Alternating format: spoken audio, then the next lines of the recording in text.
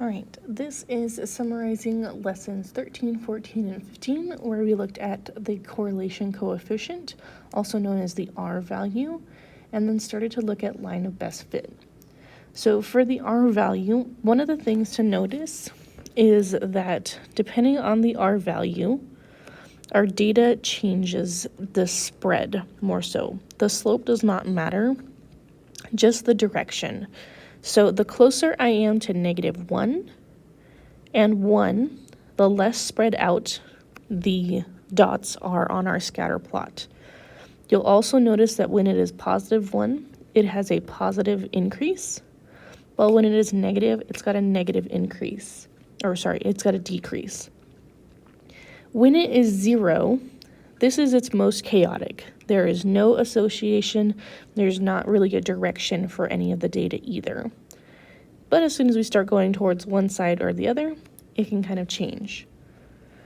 So when looking at scatter plots and how we can describe their linear association, we use these terms with the strength, so either weak or strong, and then the direction, the negative or positive. And we can summarize that using that R value. So to kind of sum up how we might show that, if I were to look at a number line for our R value, if it is sitting here at -1, this means that it is a strong point. And then if it is +1, it is also strong.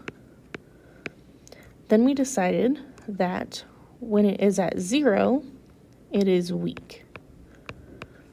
From here, we can kind of look at anything in our negative numbers. Surprise, surprise. This is going to be negative. And then anything in our positive range will be a positive number or positive linear association. So kind of at least intuitive, that way our direction is good. In terms of in general, if I were to look at for strength or weakness, that -0.5 and +0.5 are kind of those changing points for us to decide if something is weak or strong if we are not comparing it to something else. So in that case, anything from -0.5 to 0.5 is going to be considered weak, and then anything greater than 0.5 will be strong, or less than -0.5 will also be considered strong. So basically, the closer to -1 or 1, the stronger you get, the closer to 0, the more weak you get. And this is just looking at that spread, essentially, and direction for a scatter plot. They kind of give us a general idea of where things are going and how strong this relationship between these two variables are. So that R value is what can tell us these kind of spreads itself.